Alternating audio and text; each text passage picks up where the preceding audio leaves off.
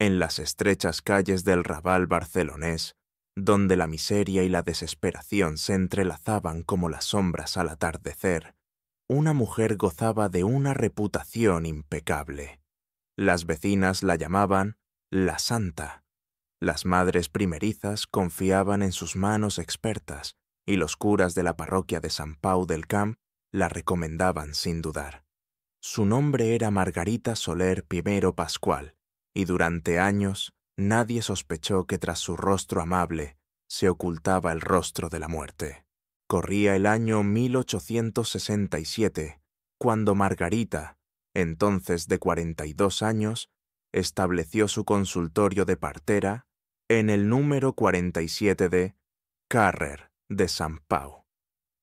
Barcelona vivía su transformación industrial más brutal.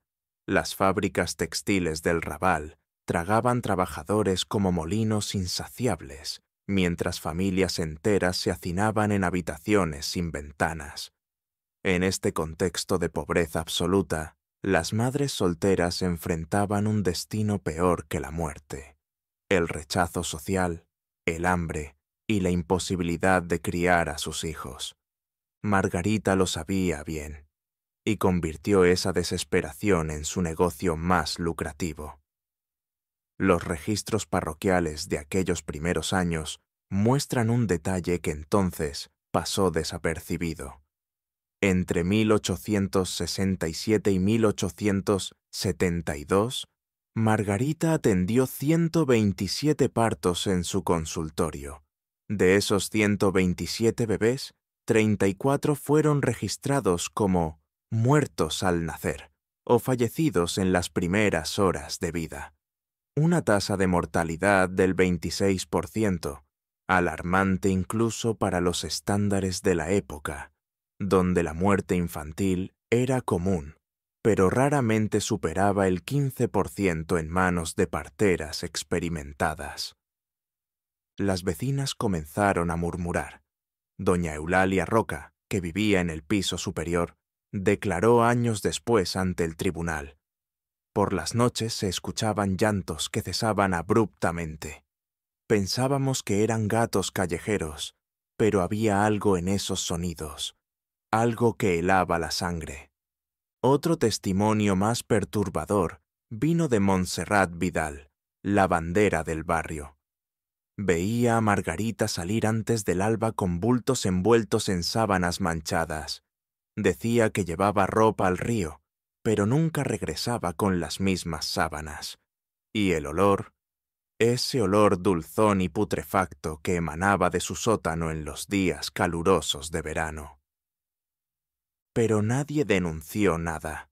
En el Raval de 1870, sobrevivir era lo único que importaba. Las preguntas incómodas podían costar la vida, o peor aún, la reputación. Margarita lo sabía, y explotó ese silencio con la precisión de una depredadora. Su método era simple y efectivo. Recibía a madres desesperadas, muchas de ellas trabajadoras de las fábricas textiles, sirvientas embarazadas por sus patrones o prostitutas del barrio chino. Les ofrecía dos opciones: un parto discreto donde ella se encargaría de todo, o bien la promesa de encontrar una familia adoptiva adinerada para el bebé. El precio, entre 15 y 50 pesetas, una fortuna para aquellas mujeres, pero una inversión que consideraban necesaria para salvarse de la ruina social. Lo que esas madres no sabían es que ningún bebé saldría vivo de aquel consultorio. Los registros de la morgue municipal de Barcelona, exhumados durante la investigación de 1880, revelaron otro dato escalofriante. Entre 1868 y 1872 se encontraron 12 cuerpos de recién nacidos en el río Besós, el vertedero de Can Tunis, y diversos solares abandonados del Raval. Todos mostraban signos de asfixia o inanición. Todos fueron catalogados como expósitos fallecidos y enterrados en fosas comunes sin mayor investigación.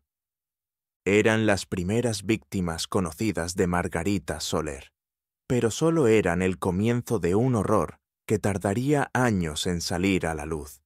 A partir de 1873, el negocio de Margarita Soler experimentó una transformación siniestra. Ya no se limitaba a eliminar recién nacidos de madres desesperadas. Ahora ofrecía un servicio completo. Adopciones garantizadas a familias adineradas que, por supuesto, jamás existieron. Teresa Montseny, trabajadora textil de 19 años, fue una de las primeras en caer en esta trampa mortal. En marzo de 1873, embarazada y despedida de la fábrica Batlló, acudió al consultorio de Margarita tras escuchar que la comadrona ayudaba a muchachas en problemas. El testimonio que Teresa daría años después ante el juez instructor estremece por su ingenuidad. Doña Margarita me recibió con una sonrisa maternal. Me dijo que conocía a un matrimonio catalán muy rico, sin hijos, que pagaría 200 pesetas por adoptar a mi bebé. Solo tenía que firmar unos papeles y entregarle 30 pesetas por los trámites notariales. Teresa nunca vio a su hijo varón después del parto. Margarita le dijo que la familia adoptiva había llegado durante la noche y se lo había llevado inmediatamente a su finca en Sitges. Me mostró un sobre con dinero y me dijo que lo recibiría cuando cicatrizara. Pasaron semanas, luego meses. Cuando volví a buscarla, me echó a gritos acusándome de querer extorsionarla. Nunca recuperé a mi hijo. Nunca vi ese dinero. El patrón se repitió docenas de veces entre 1873 y 1878. Rosa Pujol, Francisca Bertrán, Dolors Casals, nombres que aparecerían en el proceso judicial, mujeres que entregaron a sus bebés creyendo en una vida mejor para ellos.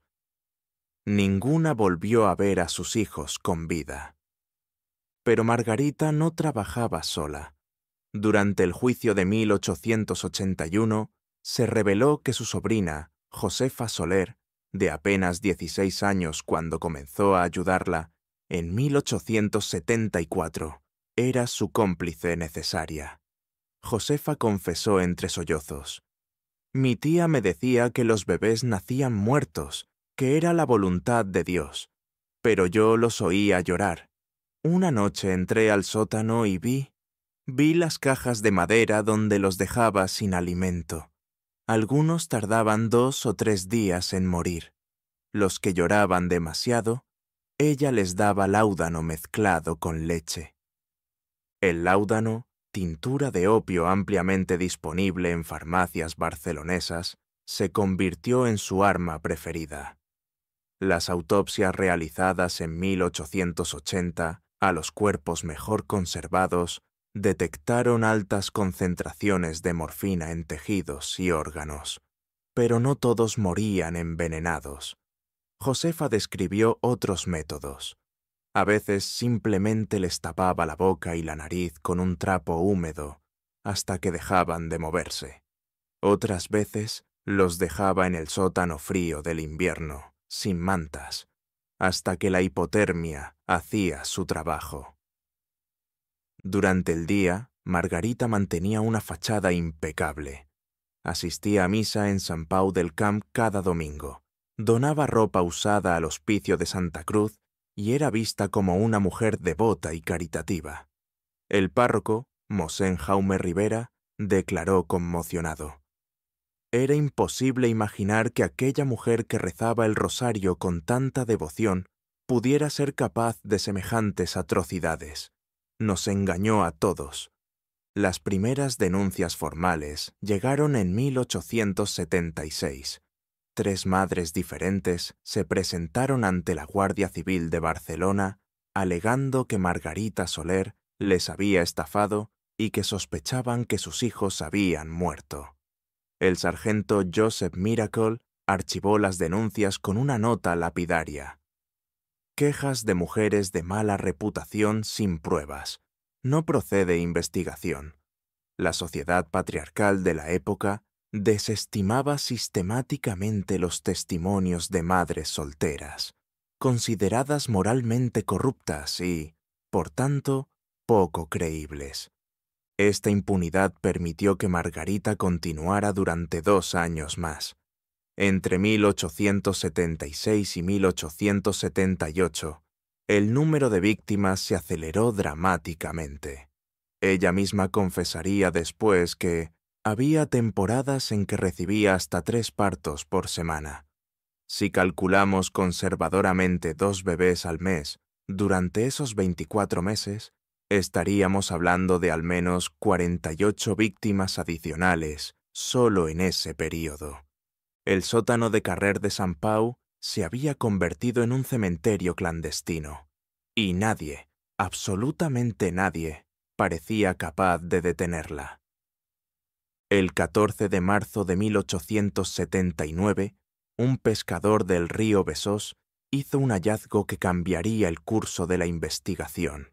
Envuelto en una sábana manchada de sangre, medio sumergido entre los juncos de la orilla, yacía el cuerpo de un recién nacido varón. A diferencia de los casos anteriores, este bebé llevaba algo único, un brazalete de tela bordado con las iniciales AM y una fecha, febrero 1879. El forense municipal, el doctor Pau Casanovas, realizó una autopsia meticulosa que reveló detalles perturbadores.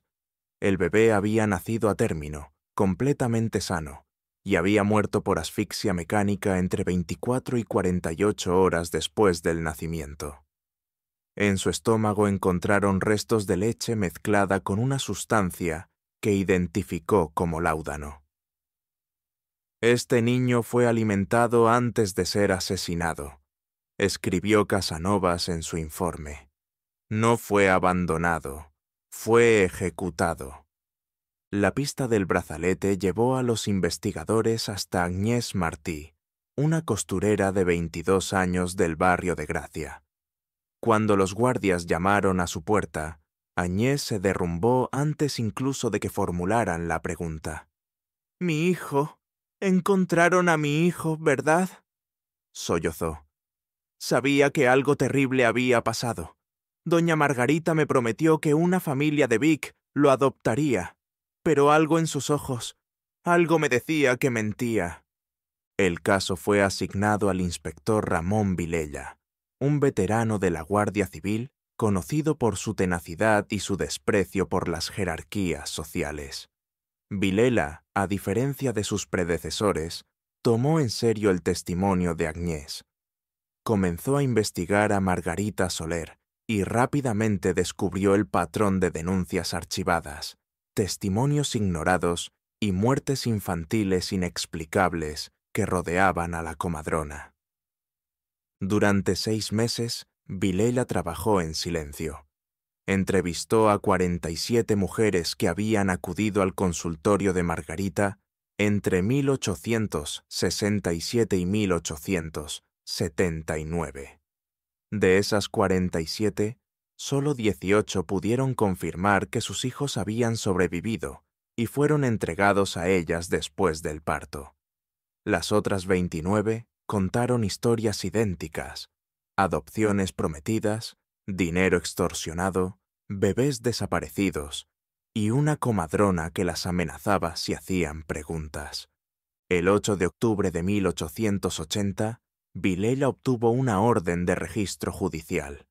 Al amanecer del día 9, acompañado por 6 guardias civiles, el juez instructor Emili Brusi y el doctor Casanovas, se presentó en el número 47 de Carrer de Sant Pau.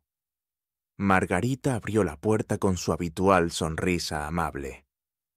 «¿En qué puedo ayudar a las autoridades?», preguntó con calma. «Venimos a registrar su domicilio por sospecha de infanticidio múltiple», respondió Villela. La sonrisa de Margarita se congeló, pero no opuso resistencia. «Registren lo que quieran.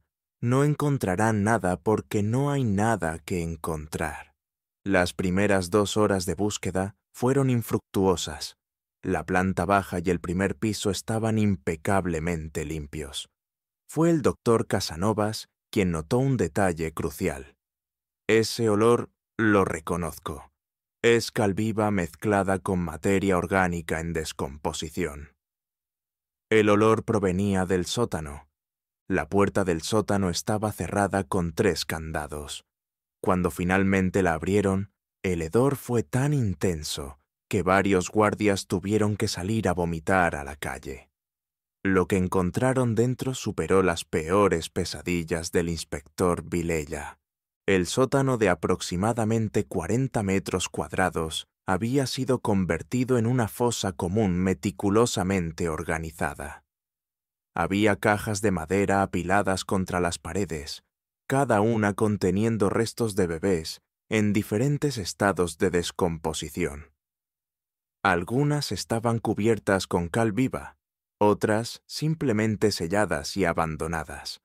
En el centro de la habitación, un pozo seco contenía más restos óseos mezclados con tierra y cenizas.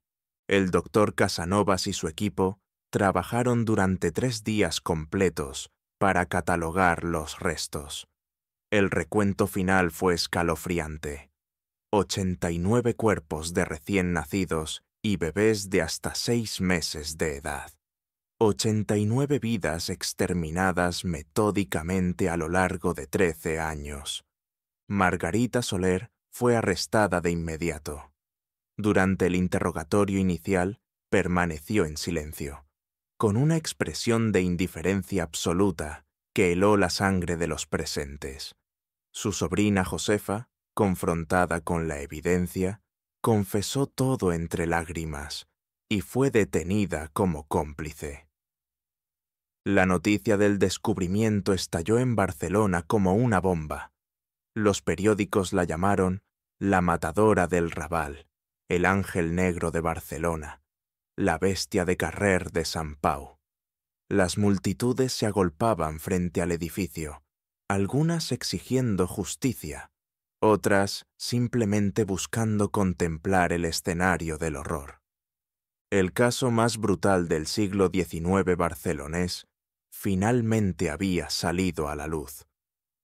Pero el juicio apenas estaba comenzando. El 3 de febrero de 1881, Barcelona amaneció bajo una lluvia gélida, pero eso no impidió que miles de personas se agolparan frente al Palacio de Justicia de la Plaza San Jaume. El juicio contra Margarita Soler Pira Pascual, acusada de 89 asesinatos de bebés, comenzaba ese día y se había convertido en el acontecimiento más esperado y temido de la década. Los periódicos de toda España enviaron corresponsales. Incluso Le Figaro de París publicó un artículo titulado «L'Ogresse de Barcelone». La sala del tribunal estaba abarrotada. El presidente del tribunal, el magistrado Antoni Galí, tuvo que ordenar el desalojo de más de 100 personas que intentaron entrar sin autorización. Entre el público se encontraban 23 de las madres que habían perdido a sus hijos, vestidas de luto riguroso, sus rostros demacrados, reflejando años de dolor y culpa. Cuando Margarita entró escoltada por 4 guardias, un silencio sepulcral invadió la sala. Ya no era la mujer amable del Raval. A sus 56 años, lucía demacrada, el cabello completamente blanco, pero sus ojos azules conservaban una frialdad perturbadora. Vestía de negro, sin joyas, y caminaba erguida, sin mostrar el menor atisbo de vergüenza o arrepentimiento. El fiscal del caso, Miquel Duran Mirabás, presentó una acusación demoledora respaldada por 340 páginas de evidencias documentales, testimonios de 52 testigos y los informes forenses del doctor Casanovas.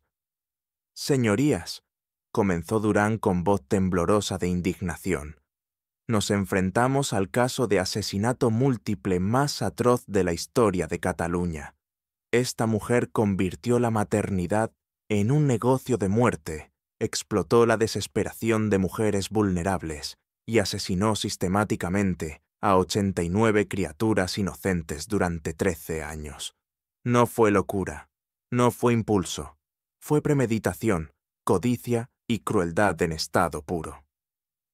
Durante los primeros 3 días, desfilaron los testimonios médicos. El doctor Casanovas explicó con detalle espeluznante los métodos de muerte: asfixia mecánica en 34 casos, envenenamiento por láudano en 28, inanición deliberada en 19 y trauma craneal en 8. Algunos de estos bebés, declaró con voz quebrada, sobrevivieron días enteros sin alimento ni agua en cajas selladas. El sufrimiento fue inimaginable. El cuarto día llegó el momento más desgarrador: los testimonios de las madres. Teresa Montseny, la primera en declarar, apenas podía hablar entre sollozos. Me prometió que mi hijo tendría una vida mejor. Le creí porque yo no podía darle nada. Ahora sé que lo maté al entregárselo. Vivo con esa culpa cada día. Agnès Martí, cuyo hijo fue encontrado en el río Besós, gritó directamente a Margarita: «Eras el demonio disfrazado de santa. Aprovechaste nuestro dolor para alimentar tu avaricia». Margarita escuchó todos los testimonios sin inmutarse.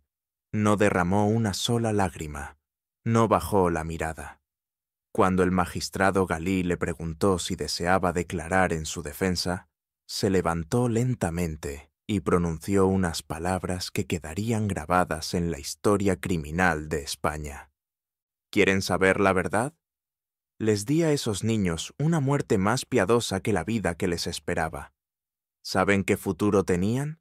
Hambre, frío, palizas, prostitución, prisión. Sus propias madres no los querían. Yo solo aceleré lo inevitable. En el fondo, todas esas mujeres sabían lo que yo hacía.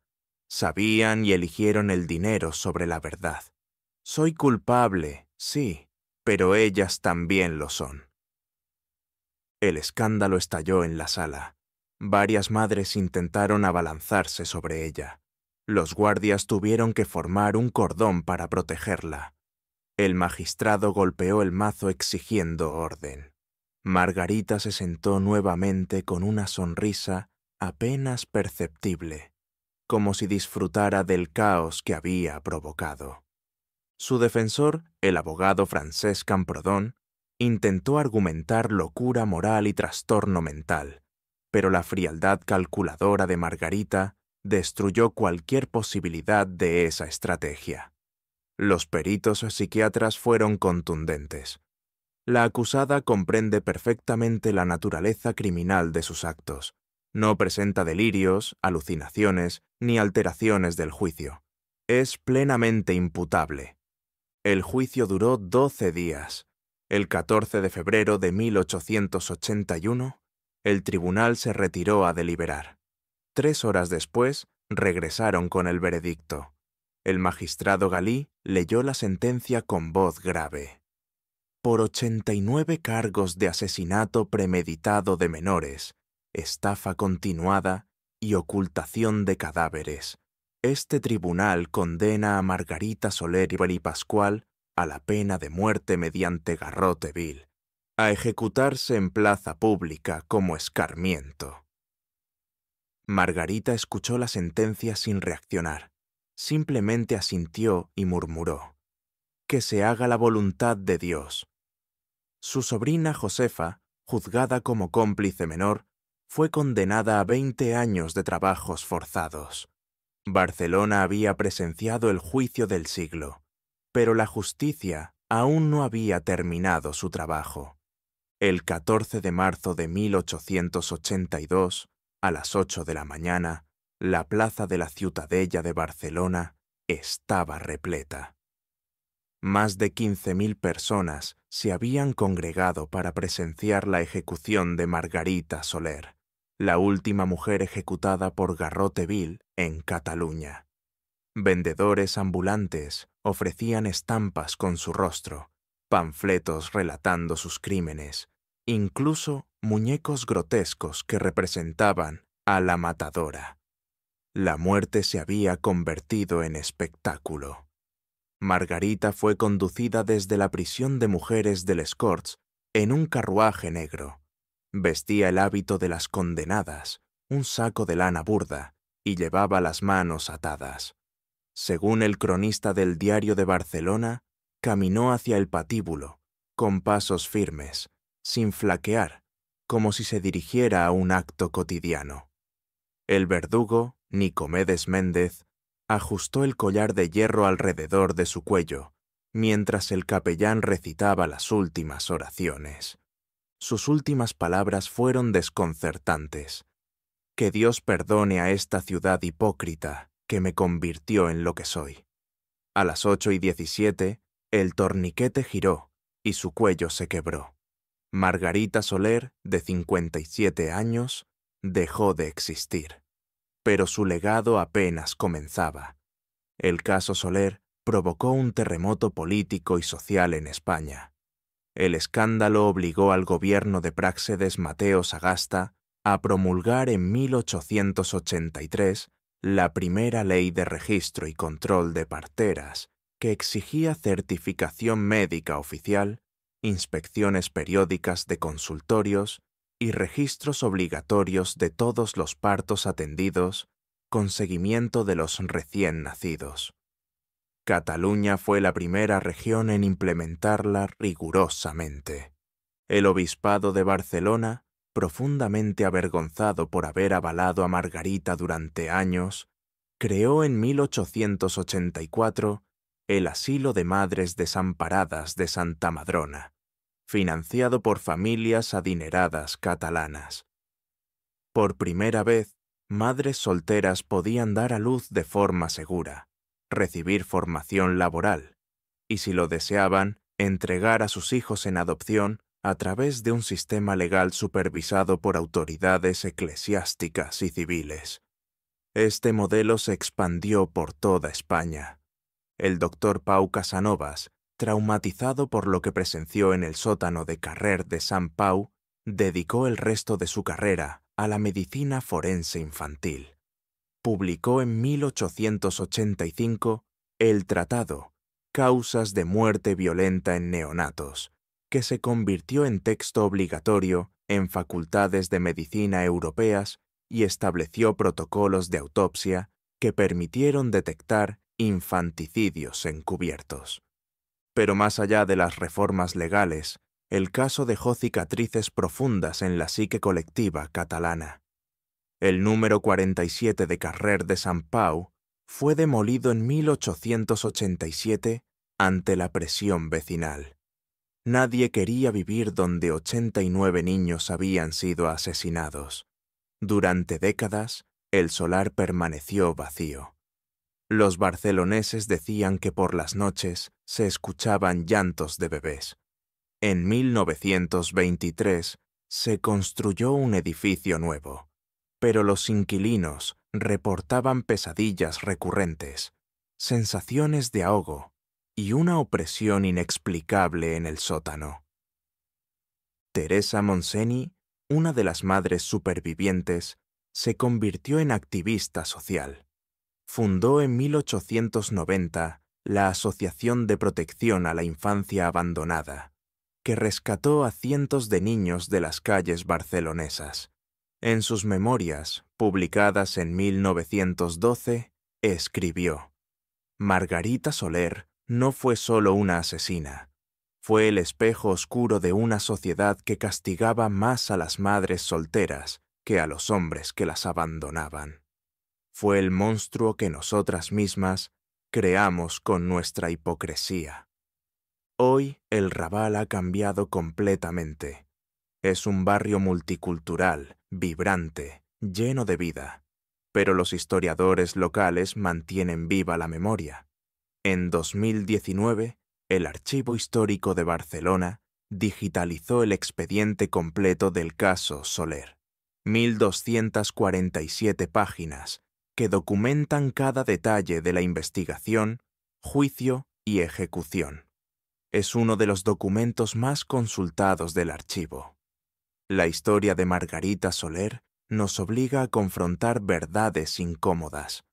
¿Fue ella únicamente responsable? ¿O fue producto de una sociedad que empujaba a mujeres desesperadas a tomar decisiones imposibles? ¿Cuántas Margaritas más existieron en ciudades donde no hubo un inspector Vilela dispuesto a investigar? Las 89 víctimas nunca tuvieron nombre propio en los registros oficiales. Fueron enterradas en fosa común en el cementerio de Montjuïc bajo una lápida que simplemente dice Innocents 1867 a 1880. Pero su muerte no fue en vano. Transformaron las leyes, despertaron conciencias y nos dejaron una lección que permanece vigente. Una sociedad se mide por cómo protege a sus más vulnerables. En el Raval, la leyenda persiste. Y quizás deba persistir, no como entretenimiento macabro, sino como recordatorio de que los monstruos no nacen en la oscuridad. Los creamos nosotros con nuestra indiferencia.